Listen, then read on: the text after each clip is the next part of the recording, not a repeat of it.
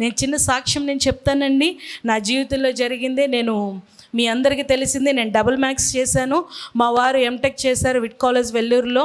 మేము ఇంత చదువుకొని మా వివాహమైన కొత్తల్లో మా బంధువులే కావచ్చు, మా వారు అందరూ కూడా నన్ను కొన్ని ప్రశ్నలు అడిగారు అనమాట. ఏమనంటే, మీ ఆయన ఉద్యోగం చేస్తే నీకు బోల్డ్ అంత రాదా? నువ్వు ఉద్యోగం చేసుకుంటే రాదా? సేవ అని వెళ్తున్నారు, బయట ఈ వయసు కలిగిన వారు ఎలాగున్నారు అని చెప్పని మా చుట్టాలండి. వారికి దేవుడు అంటే ఏంటో తెలియదు వాళ్ళకి. కానీ వారు అనిన మాట ఏంటయ్యానంటే, సేవనని మీ యొక్క జీవితాన్ని ఎందుకు అలాగ ఇది చేసుకున్నారు? ఆ దేవుడే మిమ్మల్ని పోషిస్తాడా ఏంటి? మీరు ఆ సేవలోకి వెళ్ళింది దేనికోసం? ధనము కోసమా? లేకపోతే దేనికోసం? మీరు చక్కగా ఈ లైఫ్ని ఎంజాయ్ చేయక అన్నీ చంపుకొని దేవుడి కోసం ఇలాగ ఉండాల్సిన అవసరం ఏంటని కొన్ని ప్రశ్నలు వాళ్ళు నన్ను వేయటం జరిగింది. వేసినప్పుడు నేను ఒకే ఒక్క సమాధానం చెప్పాను. ఏంటంటే, బైబిల్ గ్రంథంలో ఒక మాట సెలవిస్తూ ఉండిద్ది, పందుల ముందు ఏమి చల్లకూడదండి? ముత్యాలు చల్లకూడదు. వారు చెప్పినా కూడా వారు అర్థం చేసుకోరు. నేను ఎన్ని విధాలుగా ప్రయత్నాలు చేశాను నేను వారికి చెప్పడానికి, వివాహం కాకముందు నుంచే. కానీ వారు ఏది కూడా అర్థం చేసుకోకుండా మూర్ఖంగా మాట్లాడుతున్నారు. ఆ మూర్ఖంగా మాట్లాడినప్పుడు కొన్ని సంవత్సరాలు అయితే మా వివాహం అయిన దగ్గర నుంచి వేట్లకి కూడా నేననే ఉన్నాను అనే సంగతి వారు మర్చిపోయారు వాళ్ళు. కానీ ఇటువంటి టైంలో, ఎటువంటి టైం అంటే, వారు ఇప్పుడు ఏ స్థితి కలిగి ఉన్నారో నాకైతే తెలియదు. కానీ ఇప్పుడైతే నేనున్నాను అని అనేది వారు ఇప్పుడిప్పుడే గుర్తు తెచ్చుకుంటున్నారన్నమాట. మా అన్న వాళ్ళ కూతురు ఉంది, లేకపోతే మా చెల్లి వాళ్ళ అమ్మాయి ఉంది, వారి కుటుంబం కూడా ఉంది, ఆ అమ్మాయికి కూడా పెళ్ళయింది, ఒక పాప పుట్టింది. ఇలాగ వారు సేవ చేస్తున్నారని వారి నోటమ్మటే వారు చెప్పడం జరుగుతుంది. హల్లెలూయా, హల్లెలూయా. ఎందుకనంటే, ఆ రోజు వారు నన్ను తృణీకరించినప్పుడు నేను బాధపడలేదండి. నేను అనుకున్నాను, ప్రభువా, ఇటువంటి భయంకరమైన స్థితిలో నుంచి కూడా వీరిని ఏదో ఒక రోజు నువ్వే పట్టుకుంటావనని ప్రభు సన్నిధిలో నేను ప్రార్థించడం జరిగింది. నిజమే, వారి చెప్పిన రీతిగా మేము బ్రతికితే క్రీస్తు కొరకు బ్రతికినట్టు ఉండదు, కానీ ఈ లోకం కోసం బ్రతికినట్టు ఉంటుందేమో బహుశా. కానీ మేము యవ్వన ప్రాయంలో మేము అనుకోలేదు. కానీ తల్లి గర్భంలో మేము పుట్టింబ మునిపే దేవుడు మా పక్షాన ఒక ప్రణాళిక కలిగి ఉన్నారు. నా యజమాని పక్షాన ఒక ప్రణాళిక, నా పక్షాన ఒక ప్రణాళిక కలిగి ఉండి ఇరువురిని జత చేసి ఈ రోజు ఇటువంటి స్థితిలో దేవుడు నిలబెట్టాడు. హల్లెలూయా, హల్లెలూయా. అటువంటి ఏమీ తెలియని ఆ జనులు అన్నారని చెప్పని నేను తిరిగి మారు మాట మాట్లాడలేదు. కానీ ఏది ఏమైనా సరే మీకు కలిగిన దాన్ని బట్టి మీరు మాట్లాడుతున్నారు, నాకు తెలిసిన దాన్ని బట్టి నా మార్గాన్ని నేను వెళుతున్నాను. ఏది ఏమైనప్పటికీ నేను ఎంచుకున్న మార్గంలో నాకు సంతోషం ఉంది. నాకు బాధ కలిగిన నన్ను బలపరిచే వాళ్ళు చాలామంది ఉన్నారని ఒక్క మాట చెప్పి నేను పక్కకు వచ్చానండి. ఈ దినము నేను వారంతటా వారే అనేకులకు చెప్తున్నారన్నమాట. ఏమనంటే, గుంటూరులో పలానా చర్చి, పెద్ద చర్చి, ఆ చర్చిలో మా అమ్మాయి కూడా వాక్యం చెప్పింది తెలుసా మీకు అని చెప్పని వారు చెప్పడం జరుగుతుంది. హల్లెలూయా. వాక్యం చెప్తుంది మా అమ్మాయి, అలాగే మా అబ్బాయి కూడా మా కొడుకు అవుతాడు, ఇలాగా మా అల్లుడు అవుతాడు, ఇలాగే అని చెప్పని మా వాళ్ళు అందరూ కూడా. ఎందుకయ్యానంటే, మేము అప్పటి నుంచి కూడా కొన్ని కుటుంబాల కోసం మేము ప్రార్థించడం జరిగింది. ఇప్పుడు వారు అక్కడ అనుకున్న రీతిగా ఒక పాస్టర్ గారు సేవా పిలుపుకై అక్కడికే వెళ్ళి వాళ్ళ గృహాల్లో అద్దెకుండి క్రీస్తు యొక్క ప్రేమను ఆయన వారికి చూపించాడు. అందుకని వాళ్ళకి క్రీస్తు అంటే ఏంటో ఇప్పుడిప్పుడే రుచి చూస్తున్నారు. హల్లెలూయా. కొట్టి కుటుంబాలు అయితే రక్షణకు కూడా సిద్ధపడుతున్నాయి. నా ప్రయాసే కానీ మా ప్రార్థనే కానీ ఏదైనా సరే మమ్మల్ని తృణీకరించిన వారందరూ కూడా ఈ నిత్యమైన మార్గంలోనికి రావాలి. హల్లెలూయా, హల్లెలూయా. ఎందుకనంటే, ఈ లోకంలో ఉన్న భోగభాగ్యాలని చూసి అదే సంతోషం, అదే జీవితం అనుకునేవారు చాలామంది ఉంటే, కానీ యవ్వన ప్రాయంలో మేము ఎన్నుకున్న ఈ మార్గమే మాకు సంతోషం ఇచ్చిన, బాధ కలిగిన, వేదన కలిగిన, ఒక ఉన్నతమైన స్థితిలో నిలబెట్టకపోయినా మా మరణమైన, మా బ్రతుకైన ఇదే మార్గం అని నేను మా యజమాని గారు నియమించుకొని ఇటువంటి స్థితిలోకి మా బిడ్డను కూడా సమర్పించడానికి దేవుడు గొప్ప కృప చూపించాడు. హల్లెలూయా, హల్లెలూయా. వారు తృణీకరించారని చెప్పి ఈ మార్గాన్ని మేము వదిలేయలేదు, కానీ వారు తృణీకరించారు కాబట్టి ఇంకా ఈ మార్గంలో మేము బలంగా ఉండాలి. హల్లెలూయా. అటు ఇటు తొట్టిల్లకుండా ఈ మార్గంలోనే మేము బలంగా నిలబడితే ఎవరైతే అన్నారో రేపటి దినాన వారు కూడా ఈ రక్షణలోనికి వస్తారు, నా ప్రభు యొక్క సన్నిధిలోనికి వీరు కూడా వస్తారని మేము ప్రభు యొక్క సన్నిధిలో ప్రార్థించడం జరిగింది. రానున్న దినాల్లో వాళ్ళు ఇప్పుడు కూడా ప్రతి ఆదివారం ప్రభు యొక్క సన్నిధికి వెళ్ళి ప్రార్థనలో ఏకీవించడం జరుగుతుంది. దేవుని సొంత రక్షకుడిగా అంగీకరించడానికి కూడా వారు సిద్ధ మనసు కలిగి వారు ఉన్నారు. హల్లెలూయా, హల్లెలూయా. వారి అనినప్పుడు నేను అంటే వారికి నాకు ఏమీ ఉండేది కాదు, కానీ నేను ఒకటే అన్నా, ప్రభువా, వీరిని నీవు జ్ఞాపకము చేసుకో. హల్లెలూయా. అలాగే కొంతమంది అలాగ మనకి తారసపడినప్పుడు మనం అనుకోవాలి, ప్రభువా వీరు నన్ను తృణీకరించారని మనం బాధపడకూడదు, కానీ ఏదో ఒక దినాన్ని ఈ మార్గంలోనికి మీరు కూడా వస్తారని ప్రభు యొక్క సన్నిధిలో మనం ప్రార్థించాలి. అలాగే ఇంకో వ్యక్తిని కూడా చూపిస్తానండి బైబిల్ గ్రంథంలో, న్యాయాధిపతుల గ్రంథంలో 11వ అధ్యాయం 1వ వచనం నుంచి 11వ వచనం వరకు మనం చదివితే అక్కడ మనకు ఒక న్యాయాధిపతి కనిపిస్తాడు. ఆయన పేరే యోఫ్తా. ఆ యోఫ్తాని కూడా వాళ్ళ అన్నలు వారందరి కూడా ఏం చేశారని తృణీకరించారు. ఒరే బాబు, నీకు నాకు తండ్రి ఒకరే కానీ తల్లులు వేరు, కాబట్టి నువ్వు మాకు చెందినవాడివి కాదు అని చెప్పని అతన్ని త్రోసివేసినప్పుడు అతనంట భయముతో వారి దగ్గర నుంచి వేదనతో పారిపోయినప్పుడు ఆ యోఫ్తా ప్రభు యొక్క పాదాలు పట్టుకున్నాడు. ప్రభా, నేను ఎక్కడైతే తృణీకరించబడ్డానో, ఎక్కడైతే వెలివేయబడ్డానో, నేను ఎక్కడైతే త్రోసివేయబడ్డానో నేను అక్కడికి నేను నిలబడాలని చెప్పని ఆ యోఫ్తా ప్రార్థన చేశాడు. దేవుడు ఎవరైతే వెలివేశారో, ఎవరైతే తృణీకరించారో, తన అన్నలు తనకున్న అక్కడ సంగముగా ఉన్న వారందరూ కూడా వెళ్ళంట ఆ యోఫ్తాని బతిల్లాడుకుంటున్నారు. యోఫ్తా రా, నువ్వు మా దగ్గరికి వచ్చి నువ్వు పరిపాలన చేయి, నువ్వు వచ్చి మాతో పాటు కలిసి అమాలేకులతో యుద్ధము చేయి అని చెప్పానని అక్కడున్న వారందరూ కూడా వెళ్ళి యోఫ్తా దగ్గరికి వెళ్ళారు. హల్లెలూయా, హల్లెలూయా. యోఫ్తా వెళ్ళిన మార్గంలోనే వారు వెళ్ళారు. వారు వెళ్ళి అంటున్నారు, యోఫ్తా ప్రార్థిస్తున్నాడు, ఏమనో తెలుసా, అయ్యా నీవే నిజమైన దేవుడు కనుక నువ్వే కార్యం చేయని ప్రార్థిస్తున్నప్పుడు అక్కడున్న వారు ఎవ్వరు కూడా ఎదురు సమాధానం చెప్పలేదు, కానీ యోఫ్తాతో కలిసి వారందరూ కూడా ఏకీవించారు. ఆ యుద్ధంలో గొప్ప విజయం సాధించుకొని వచ్చారు. హల్లెలూయా, హల్లెలూయా. ఈ దినం మనం ఏదైనా ప్రార్థిస్తున్నప్పుడు, మనం ఏదైనా కార్యాలు జరగాలని చెప్పని మనం ఏదైతే పట్టుదల కలిగి ప్రభు సన్నిధిలో మనం ప్రార్థిస్తున్నప్పుడు మనం ఎలాగ ఉండాలి అని అంటే, మనము తృణీకరించబడిన ఆ స్థితిని మనం జ్ఞాపకము చేసుకోకూడదు, కానీ మనల్ని ఎన్నికలేనైనా మనల్ని నిలబెట్టుకున్న దేవుడి వైపున మనము ఆయన్ని మనం జ్ఞాపకము చేసుకొని ముందుకు కొనసాగిపోవాలి. హల్లెలూయా. మనం ఎక్కడైతే పడిపోయామో, ఎక్కడైతే తృణీకరించబడ్డామో, ఎక్కడైతే మనం వెలివేయబడ్డామో అక్కడి నుంచి దేవుడు ఉన్నతమైన స్థితిలో దేవుడు మనందరిని నిలబెడతాడు. ఇక్కడి నుంచి తను వెళ్ళిపోయిన తన అన్నల దగ్గర నుంచి వెళ్ళిపోయినప్పుడు యోఫ్తా యొక్క జీవితం సింపుల్ జీవితం, ఒక నార్మల్ యొక్క లైఫ్ యోఫ్తాది. కానీ వచ్చేటప్పుడు ఎలా వచ్చాడో తెలుసా, ఒక న్యాయాధిపతిగా వచ్చాడు. హల్లెలూయా. ఎవరినో తెలుసా పరిపాలన చేయడానికి? ఆయన ఇజ్రాయేల్ ప్రజల్ని ఆయన పరిపాలన చేయడానికి ఒక న్యాయాధిపతిగా వచ్చాడు. ఈరోజు మనము ఏ స్థితిలో మనం ఉండాలని ఆశపడుతున్నామో మనము ప్రభువుకు చెప్పుకుందాం. హల్లెలూయా. మనం తృణీకరింపబడిన స్థితిలో ఉన్నప్పుడు మనం బాధపడకూడదు, కానీ మన ప్రభుని మనము జ్ఞాపకము చేసుకుందాం. హల్లెలూయా. ఇంకా ప్రభు ఎవరిని ఎన్నుకున్నాడయ్యా అంటే మనము చివరిగా మన జ్ఞాపకం చేసుకుందామండి. బలహీనులను ఆయన జ్ఞాపకము చేసుకున్నాడు. తర్వాత వెర్రివారిని ఆయన జ్ఞాపకము చేసుకున్నాడు.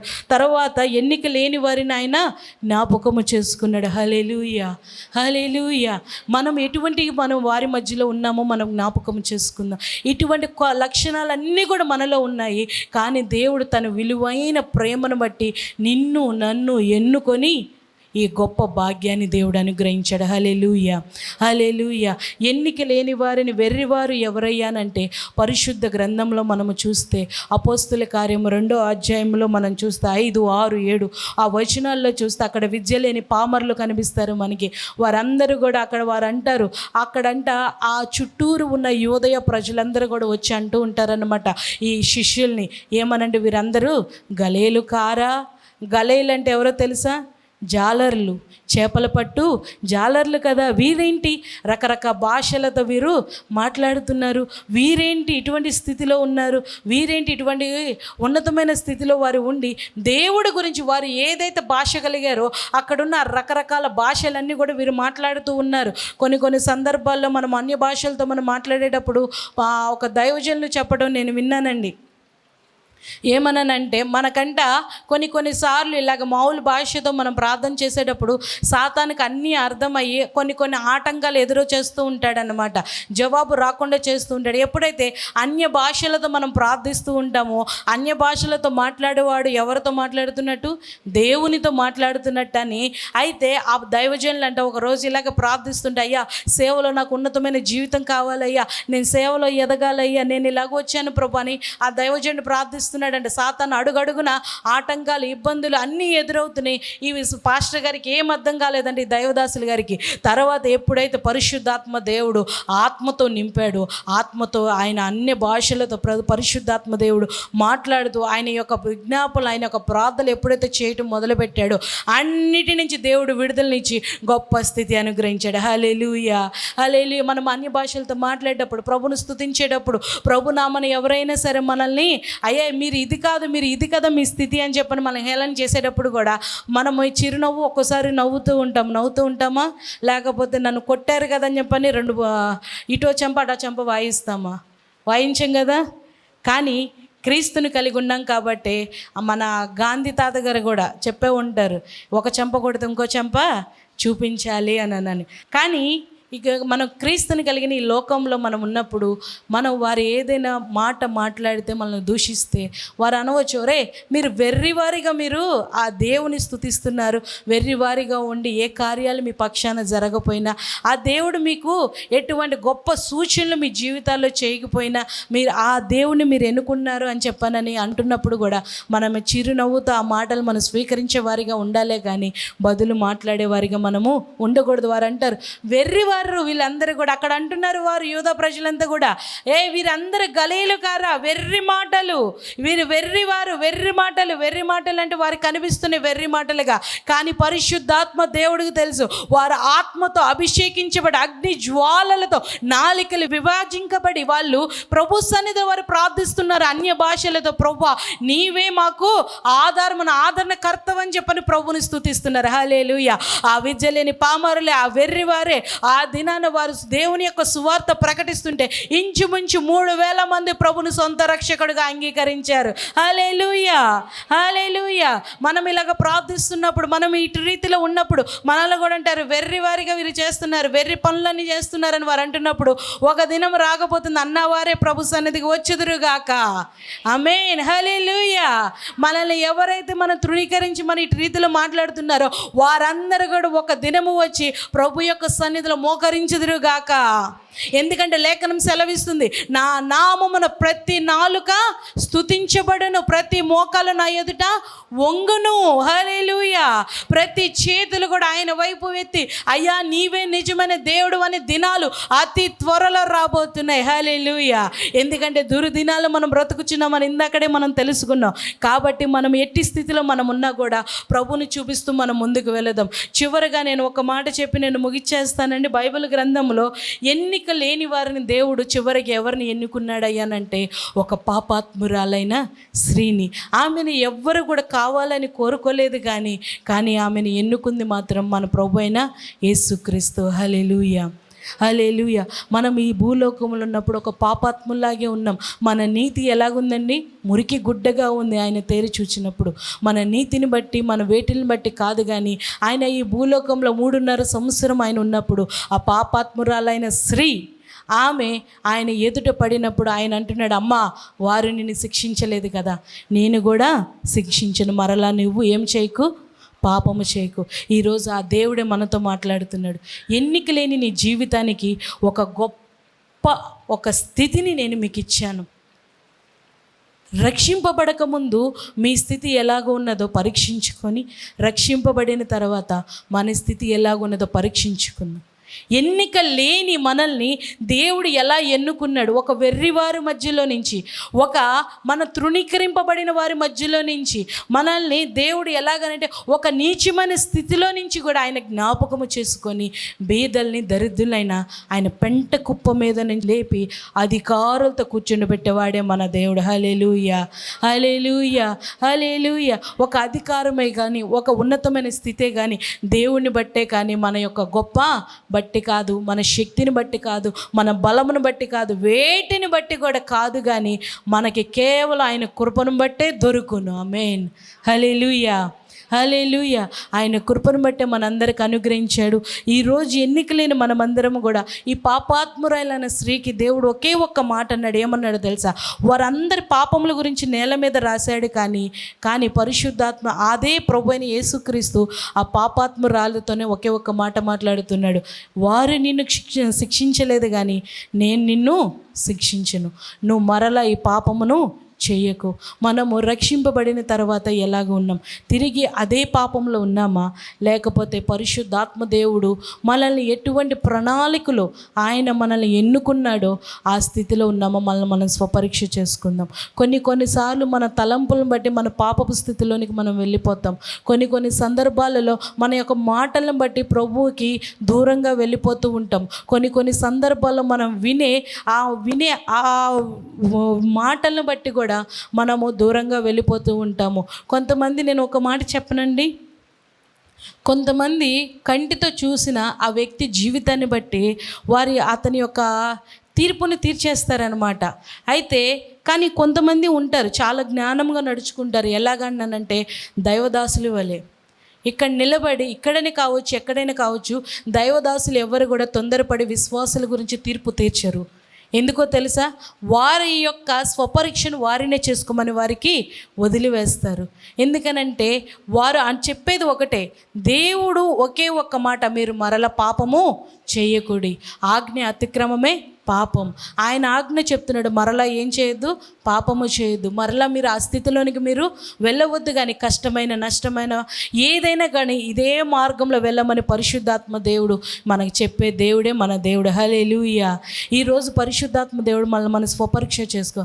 ఆయన ఎన్నిక లేని మనల్ని ఏర్పరుచుకున్నాడు. ఈ లోకంలో ఉన్న గొప్పవారిని ఆయన ఎన్నుకోలేదు, గనులైన వారిని దేవుడు ఎన్నుకోలేదు, జ్ఞానము కలిగిన వారిని ఎన్నుకోలేదు. కానీ మనలాంటి వెర్రివారిని, మనలాంటి తృణీకరింపబడిన వారిని, మనలాంటి నీచమైన స్థితి గల వారిని, ఎవ్వరు కూడా మనల్ని స్వీకరించలేని ఒక దౌర్భాగ్య స్థితిలో మనం ఉన్నప్పటికీ దేవుడు తన స్వహస్తాలతో మనందరినీ కూడా ఎన్నుకొని ఈ దినం ఆయన పేరు పెట్టి మనల్ని పిలుస్తున్నాడు. ఈ దినమైనా సరే మీరు మారు మనసు పొంది రాకడ దినాల్లో మీరు బ్రతుకుచున్నారు కాబట్టి అనేకుల కోసం విజ్ఞాపన చేసేవారిగా మీరు మేము అందరము కూడా ఉందుముగాక. ఆమేన్. హల్లెలూయా, హల్లెలూయా. నేను చిన్న మాట, ఒక్క మాట చెప్పి నేను ముగిచేస్తాను. ఇంకా 2 నిమిషాల సమయం ఉంది. అయితే ఒక చిన్న కథ అన్నమాట ఇది. ఒక రాజు ఉన్నాడు. ఆ రాజు దగ్గర ఇద్దరు ఉండేవారు అన్నమాట. ఒకరు కుమ్మరి, ఇంకొకడు చాకలివాడు. అయితే ఈ రాజుకి ఈ కుమ్మరివాడు అంటే కూడా ఇష్టమే, కానీ ఈ కుమ్మరివాడు చాలా తెలివైనవాడు, ఈ చాకలివాడు కొంచెం తెలివి తక్కువ.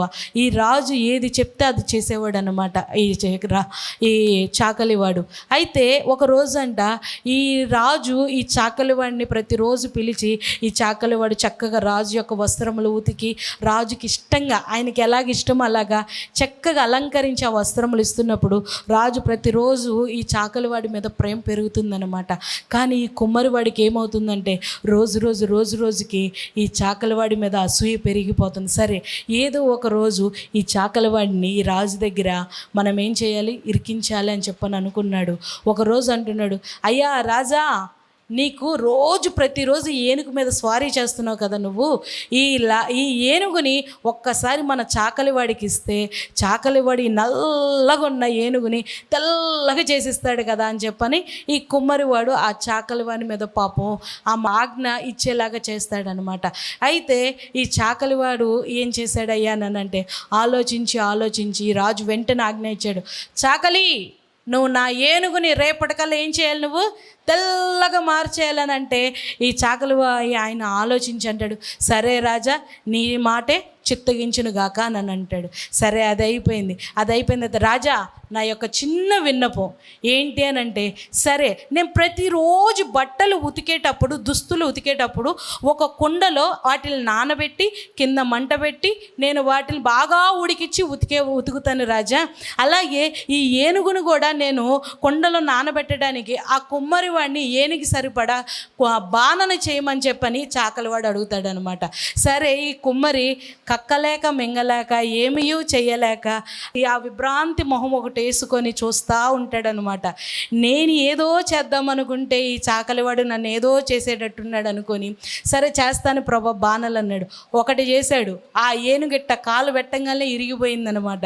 రెండోది చేశాడు, ఇరిగిపోయింది. అలాగ కొన్ని వేల బాణలు చేశాడు, అన్నీ కూడా ఏమైనాయి, ఇరిగిపోయినాయి. చివరిగా రాజు ఇతని కుమ్మరి యొక్క ఉద్యోగంలో నుంచి ఈ రాజు ఇతన్ని తీసివేశాడు. ఇప్పుడు ఇతని యొక్క మనస్సు దేవుడు చూచాడు కాబట్టి రాజుకి ఇష్టంగా ఉన్నాడు, జ్ఞానయుక్తంగా అతను నడుచుకున్నాడు. కానీ ఇక్కడ కుమ్మరి ఏం చేశాడు? అసూయపడ్డాడు. మనము లోకంలో ఉంటే ఒక మాట అంటారు పెద్దవాళ్ళు, మీ అందరికి బాగా తెలుసు, చెరపకురా చెడేవు. ఇప్పుడు అదే పరిస్థితి అయిందనమాట. కానీ క్రైస్తవులైన మనమందరం కూడా ఎలాగ ఉండాలి అని అంటే, వారు మనకి ఏదైనా చేశారంటే తిరిగి చేసేవారిగా కాదు, కానీ మనం ఎలాగ ఉండాలంటే క్రీస్తును చూపించేవారిగా ఉండాలి. హల్లెలూయా. అపకారానికి కూడా ఉపకారం చేసేవారిగా నువ్వు నేను అందరము కూడా ఉందుము గాక. ఆమేన్. హల్లెలూయా. నా సమయం అయిపోయింది. మోకరించిన ఎల్లా చిన్న ప్రార్థన చేసుకుందాము.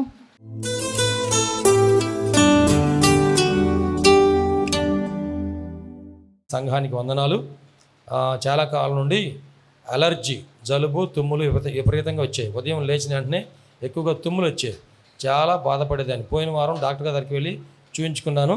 అన్ని టెస్టులు చేశారు. ఊపిరితిత్తులకు సంబంధించిన టెస్టులు కూడా చేశారు. అన్ని రిపోర్ట్లు నార్మల్గా వస్తే సాక్ష్యం చెబుతాను ప్రభు అని మొక్కుకున్నాను. దేవుని దయ వలన ఏ సమస్య లేదని డాక్టర్ గారు చెప్పారు. మందులు ఇచ్చారు. ఇప్పుడు మొత్తం తగ్గిపోయింది. రిపోర్ట్లు నార్మల్గా వచ్చాయి. దేవునికి మహిమ కలుగును గాక. హల్లెలూయా.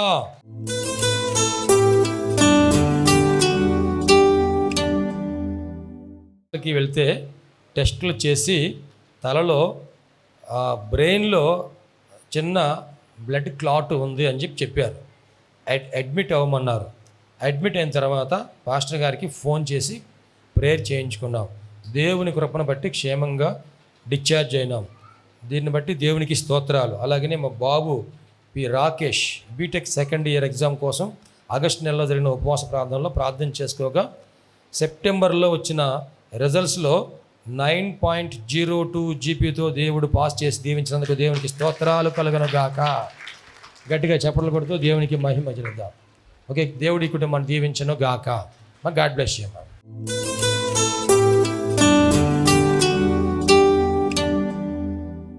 వినయ్ కుమార్ ఇద్దరికి గత వారం అంతా జ్వరంతో బాధపడ్డాం. ప్రార్థన చేయించుకున్నాం పాస్టర్ చేత. అబ్బాయి జ్వరం ఒకరోజు ఉంటే ఒకరోజు ఉండడం లేదు. పాస్టర్ చేత ప్రార్థన చేయించుకొని బ్లడ్ టెస్ట్ చేయించుకున్నాము. ఆ రిపోర్ట్లు అన్నీ కూడా నార్మల్గా దేవుడిచ్చి దీవించినందుకు దేవునికి మహిమ కలుగును గాక. ఏ విధమైన సమస్య లేకుండా దేవుడు సంపూర్ణంగా స్వస్థపరిచినందుకు దేవునికి మహిమ కలుగును గాక. దేవుడి సాక్ష్యం దీవించును గాక. ఆమేన్.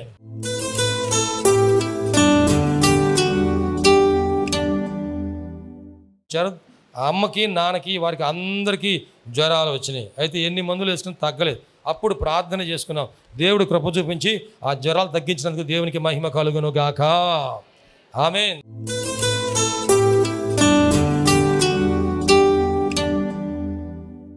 సంఘం అంతా కూడా ప్రార్థన చేశారు. జూమ్ మీటింగ్లో కూడా ప్రార్థన చేశారు. ఇంట్లో 3 రోజులు మేము ప్రార్థన ఏర్పాటు చేసుకున్నాం. దేవుడు కృప చూపించి ఆరోగ్యం ఇచ్చినందుకు దేవునికి వందనాలు. ప్రార్థన చేసే మీ అందరికి కూడాను వందనాలు. దేవుడి సాక్ష్యం దీవించను గాక.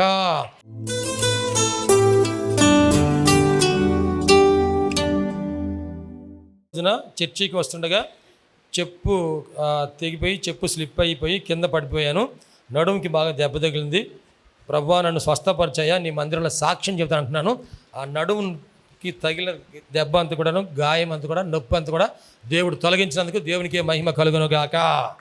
ఆమేన్. గాడ్ బ్లెస్ యు అమ్మా. దేవుడి సాక్ష్యం దీవించును గాక.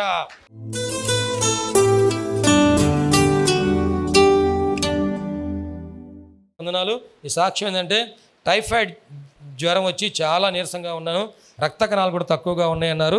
పాస్టర్ గారి చేత ప్రార్థన చేయించుకున్నాము. దేవుని కృప వలన ఆ జ్వరం స్వస్థపరచబడింది. ఇప్పుడు ఆ కణాలు ప్లేట్లెట్స్ నార్మల్గా దేవుడిచ్చి ఆశీర్వదించినందుకు దేవునికి మహిమ కలుగును గాక.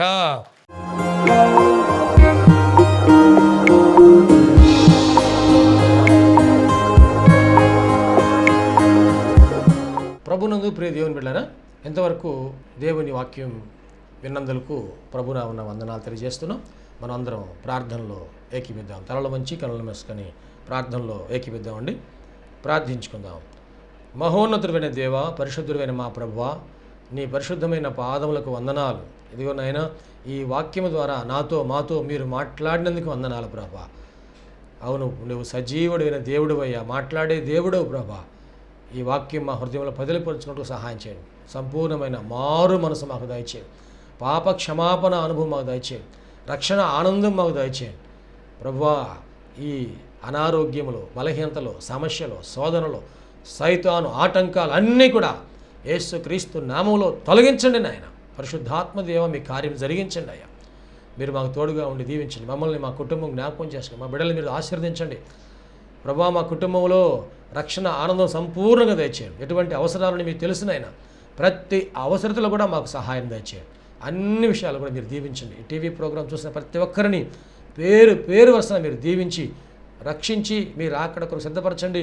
మంచి భవిష్యత్తును వారికి దయచేసి మీ కృపలో మీరు వర్ధల చేయమని నీకే సమర్పణ చేసుకుంటూ యేసయ్య పరిశుద్ధ నామములో స్తుతించి ప్రార్థించి వేడుకుంటున్నాము తండ్రి. ఆమెన్. తండ్రి, కుమార, పరిశుద్ధాత్మ త్రియేక దేవుని దీవెన తోడుగా నడిపించను గాక. Amen, amen, amen. మీ అందరికీ ప్రభునామన వందనాలు. దేవుడు మిమ్మల్ని దీవించను గాక. ఆమెన్. ప్రభునందు ప్రియమైన సహోదరి సహోదరులందరికీ షకీనా ప్రార్థనా మందిరం తరపున హృదయపూర్వక వందనాలు తెలియజేస్తున్నాం. దేవుని కృప వలన 2012వ సంవత్సరంలో 350 గజముల స్థలంలో ఈ మందిరం నిర్మించుకోవడానికి ప్రభు కృపించారు. 2016వ సంవత్సరంలో నూతన స్థలం 180 గజముల స్థలం తీసుకోవడానికి ప్రభు సహాయం చేశారు. ఈ సమయంలో ఈ స్థలం అంతట్లో కూడాను మందిరం నిర్మించుకోవడానికి ప్రభు ఏర్పాటు చేసి ఉన్నారు కనుక ఈ మందిర నిర్మాణం, పాత మందిరం తీసివేసి నూతన మందిర నిర్మాణం కార్యక్రమం ప్రారంభించబడిందని దయచేసి ఈ మందిర నిర్మాణం కొరకు మీరు అందరూ ప్రార్థన చేయాలని, ప్రేరేపించబడిన వారందరూ కూడాను ఈ మందిర నిర్మాణంలో 106 అడుగుల పొడవు 45 అడుగుల వెడల్పు కలిగిన ఈ స్థలం అంతట్లో మందిర నిర్మాణం స్లాబ్ వేయటం జరుగుతుంది కనుక దయచేసి ప్రేరేపించబడిన వారందరూ కూడా మీ ఆర్థిక సహాయ సహకారాలు అందించి ప్రార్థించి మీరు దీవించబడాలని ప్రభునామన మనవి చేస్తున్నాం. ఈ స్క్రీన్ మీద చూపించబడుతున్న నంబర్కు మీరు ఫోన్పే కానీ, గూగుల్ పే కానీ, లేక మా అకౌంట్ నంబర్కి మీరు కానుక పంపించి సహాయం చేయాల్సిందిగా కోరుతున్నాం. లేక మీరు ప్రత్యక్షంగా వచ్చి ఈ మందిర నిర్మాణ కార్యక్రమాన్ని చూసి మీరు కానుక అందించి దీవించబడాలని ప్రభునామన మనం చేస్తాం. ప్రభు మనందరికీ తోడుగా ఉండి ఆశీర్వదించును గాక. ఆమె. షకీనా ప్రార్థనా మందిరంలో ఆదివారపు ఆరాధనకు మా ఆహ్వానం. అనారోగ్యంతో బాధపడుచున్నారా? దురాత్మలతో పీడింపబడుచున్నారా? పాపపు అలవాట్లు మానలేకపోతున్నారా? కుటుంబ సమస్యలతో కుంగిపోతున్నారా? భవిష్యత్తు గురించి భయపడుచున్నారా? షకీనా ప్రార్థనా మందిరానికి ఇదే మా ఆహ్వానం. రక్షణానందం పొందడానికి, ఆరోగ్యము, ఆశీర్వాదం పొందడానికి, పరిశుద్ధాత్మ అభిషేకం పొందడానికి, ప్రభు రాకడ కొరకు సిద్ధపడుటకు ఆదివారం ఉదయం 7:30 గంటలకు జరుగు ఆరాధనకు అందరికీ ఇదే మా ప్రేమపూర్వక ఆహ్వానం. షకీనా మెలోడీస్ అను మా పాట DVDలు, CDలు మరియు పాటల పుస్తకములు మా యొద్ద లభించును మరియు గుంటూరులోని ప్రబోధ బుక్ స్టాల్ నందు మీకు లభించును. ఈ సందేశం మీకు ఆశీర్వాదకరంగా ఉందని నమ్ముచున్నాము. మీ ప్రార్థన అవసరతలకు మరియు మరిన్ని వివరములకు సంప్రదించవలసిన మా address pastor G. Vijay Kumar గారు, షకీనా ప్రార్థనా మందిరం, శారదా కాలనీ, 32వ లైన్, గుంటూరు. మా ఫోన్ నంబర్స్ 9963242497 మరియు ఒక నంబర్ 8885539777. Praise the lord.